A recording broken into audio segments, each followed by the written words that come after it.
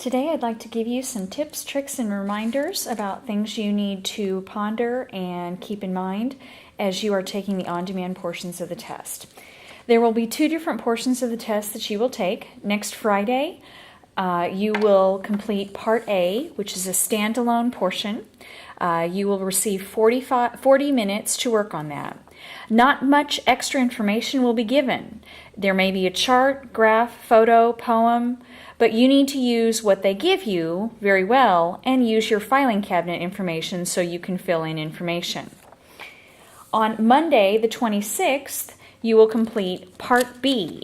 It is referred to as passage-based. You will have 90 minutes to complete it. In this situation, you will be given extra information, perhaps an article. A lot of times it might look like a magazine article. The more information, the better. Please don't grimace if you see a larger article. The more information you have to draw from, the better it is. You plan your writing including textual evidence from this information. This is not an opinion piece. This is you showing that you can include textual evidence. Mostly use what they give you with some input from your filing cabinet. Now, if you are informing explaining, that is one of the forms of writing. You might, if it is on the standalone portion of the test, you might use what I call a 3.12 essay. This would only be during Part A, standalone. Keep in mind, shorter amount of time equals a shorter amount of writing. Now, a 3.12 essay contains 3 paragraphs. Paragraph 1 will have 3 sentences. Paragraph 2, 6 sentences. Paragraph 3, 3 sentences, for a total of 12. The name comes from the fact that you make 3 main points using 12 sentences. So hopefully you can remember 3.12.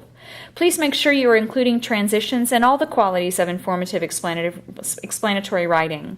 8th graders, you do need to consider compound and complex sentences. I would think at least 5 total of those throughout that.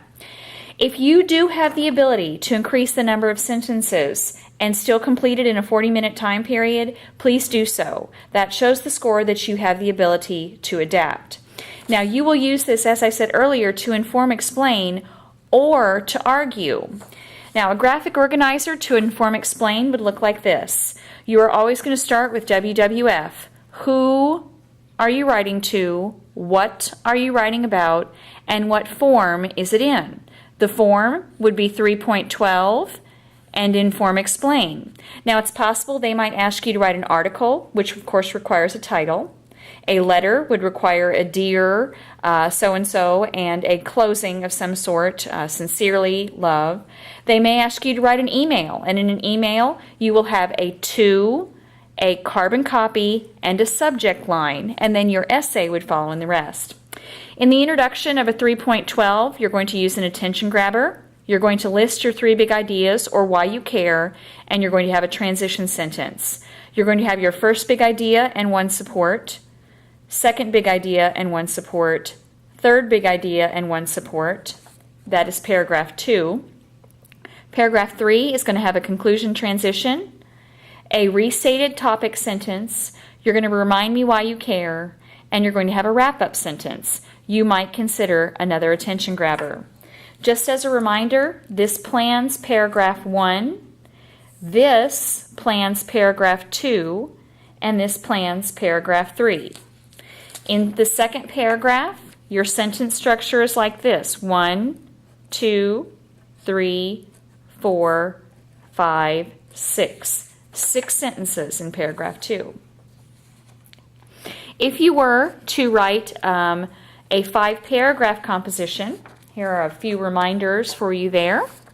Again, you're going to use it to inform, explain, or to argue. This style is not for narrative writing. Narrative writing does not follow that format. You would be using that during Part B, passage base, when you would have 90 minutes. So again, longer amount of time, longer amount of writing.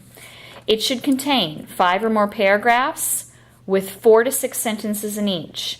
You should have transitions at the beginnings of paragraphs 2, 3, 4, and 5. And of course, you're going to have textual evidence. 8th graders, aim for 1 compound and 1 complex sentence in each paragraph. Think of your career essay. That is our goal, to have something of that quality. A 5-paragraph graphic organizer looks very similar to 3.12, just will contain more information. Again, who, what, and form. The form would be 5-paragraph, inform, explain. Again, maybe a letter, speech, whatever it asks. You're going to begin with an attention grabber. You're going to tell me why I should care or why you care, a list of your 3 big ideas, and a transition sentence. That is paragraph 1. Paragraph 2 is formed from big idea 1. Paragraph 3 is formed from big idea 2. And paragraph 4 is formed from big idea 3. You will start with a transition, introduce your big idea, and have 3 supporting pieces of information. Paragraph 3 and 4 follow that same format. Don't forget the transitions. And paragraph 5, the conclusion, the last one, starts with the conclusion transition. You restate your topic. You remind me why you care. You remind me or relist your list of 3, and then you include a wrap-up sentence. You might choose to use an attention grabber. Argumentative writing is going to use either a 3.12 or a 5-paragraph composition format, but you have to add in a few other details. So if it's on a standalone, you will write a 3.12. If it's on passage-based, you will write 5 or more paragraphs. Key parts. You must have a claim statement about how you feel about the issue that is also debatable. Some other folks should be able to disagree with you. When you begin your plan, one of the most important parts is to use an antithesis planner. It should look something like this. In the center, you will write your claim statement. That is this statement about how you feel. Draw 3 layers around it to develop your 3 big ideas. The magic of the number 3. 3 layers for 3 big ideas. You must, in an argument, think of how other people feel about the issue that's being discussed. So ask yourself, who else does this issue affect? Who else might have an opinion? And fill in their group name. You might fill something in like teachers. You might fill in parents, and so on. Think by group name, not specific, not Grandma, Aunt Susie, and my brother. Relative, sibling, community member. Once you determine 3 groups, then you ask yourself, how do they feel? It's like you're writing their claim statement. So teachers, their statement would be here. Parents, their statement would be here. And this group would be there. Those 3 groups and how they feel become your big ideas. There's no need to form other big ideas because this does it for you. Then, with the information, data, and textual information they give you in the testing booklet, you find information to get those 3 groups to possibly come over to your side of how you believe. You are attempting to change their mind, get them to change their actions, start doing something, stop doing something, do more of something, and you want them to believe you. You need to be credible and believable.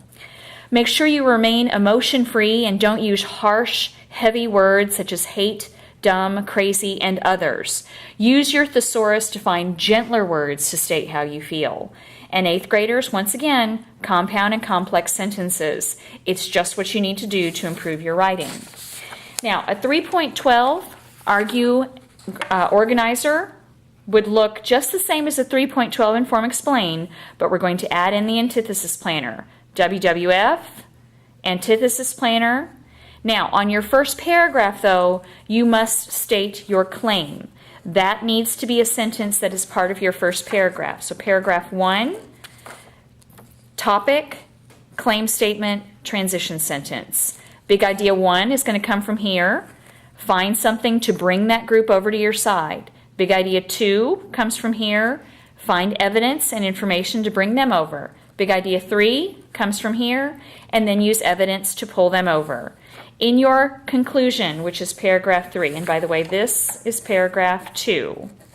Paragraph 3, you're going to restate your topic, you're going to remind me of your claim, and you're going to wrap it up. If you can include extra sentences and do that in 40 minutes, please do so. 5-paragraph argue, same deal. WWF, antithesis planner, topic, claim, list of 3. Now that's your 3 groups that you're talking to. Why you should care, why they should care, transition sentence. Big idea comes from your antithesis planner. Evidence, support from the text. Big idea 2 from the antithesis planner. Evidence and support from the text to bring them over to your side. And big idea 3, last group from your antithesis planner, and then information and data from the text. So we have paragraph 1, this forms paragraph 2, 3, 4, and then last but not least, paragraph 5, you're going to begin with the conclusion transition, restate your topic, restate your claim, remind me why this issue is important to you or to me, and you're going to wrap it up, close it out, make sure that you've done your job. That is paragraph 5. Last but not least, narrative writing. Over the past 2 years, the narrative prompt has been on the standalone portion. That would mean you would have 40 minutes to complete it. I do not know what they will do this year, but we have to be prepared for either. A narrative must contain setting, which is where and when. It must contain characters, sequence of events, and we're going to use a timeline to plan that. Exposition, conflict, which are the problems your characters face, climax, resolution, dialogue, show not tell qualities. Don't tell me it's cold, make me feel how cold it is. Don't tell me how good the popcorn smells, make me want to have some popcorn along with you. And finally, most importantly, you or your characters that are involved in your story need to show that you learned a lesson or that they learned a lesson.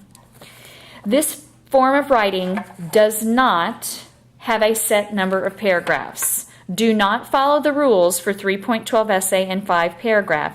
It is a different style of writing. You will form paragraphs when the setting changes, when new characters enter the story, a new event occurs, a new person begins speaking, and that's very important because you need to have that in dialogue. If time moves forward or backwards a lot, and if the camera you're watching through moves, so if you move from the gym to the front lobby to a classroom to a car, that's when paragraphs would be formed. Now, to plan a narrative, you are going to use what I've called in class a story map. You will still answer WWF, and you can see how it's laid out. Setting, where and when, characters. Please feel free to divide this into as many boxes as you need for however many characters you have. On a timeline, you are going to place the important key events from your story on the timeline and have them be in a time order. Exposition, the root word of exposition is expose. This is where you expose information about your characters or setting that we would not normally know. Conflict, climax, and finally the resolution. The last thing that I would advise you to do when planning is go through your story map and decide where you're going to have dialogue occur. You might choose to put a D in those spots. So you force yourself to think through that. Dialogue is an essential part of a narrative. Last but not least, let's remind ourselves about good faith effort. On the test, you will have a prompt that is written like this, writing situation and writing directions. As you read those, you should underline the jobs that you are being given, key words, key phrases, things like that. You will then, as we did with all of these, you're going to turn to your pre-write space and do a WWF. Again, who are you writing to, what are you writing about, and what form are you writing in? As you read the information you are given, this sample I have just happens to be some data about Kentucky, underline important information and circle words you are unaware of, that you do not know. So your testing teacher should see in pencil that you have underlined important things and perhaps circled information throughout the piece. Once you've read that, use a dictionary to look up definitions to the words you've circled. Then you're going to move on to your graphic organizers. You are not required to use the ones you've learned in my class. Please use anything you've learned from any teacher or mix them together to plan your writing, but you must do something on the pre-write space. They are going to look to see that the majority of the space is used. I've said in class many times, do not draw an organizer for a munchkin. Draw it large enough so you can put information inside of it. When you write your response, we are looking for you to have multiple paragraphs, 3, 5, or even more on a narrative. Finally, use a thesaurus to replace dead and boring words. Please make sure that you whisper speak your response. If everyone in the classroom is doing it, it is not an embarrassing thing. It is just such a crucial way to catch your errors. Don't forget to use your writer's reference sheet. Remember, for grade 6, they are yellow. It will be handed to you by your testing teacher. 8th grade, they are green. The front of that sheet is the writing process. The back of that sheet are different questions about the 3 modes of writing. And last but not least, you are required to be actively working and engaged for the entire testing time. You cannot finish in 35 minutes and put your head down. That will be a very unfortunate, sure way to lose your GFE. I have great confidence in what you as students are capable of doing. I have seen many of you step up to the plate and work very hard this school year. I am confident that I will see a great increase in proficient and distinguished, and everyone will do their very best. Good luck and blessings.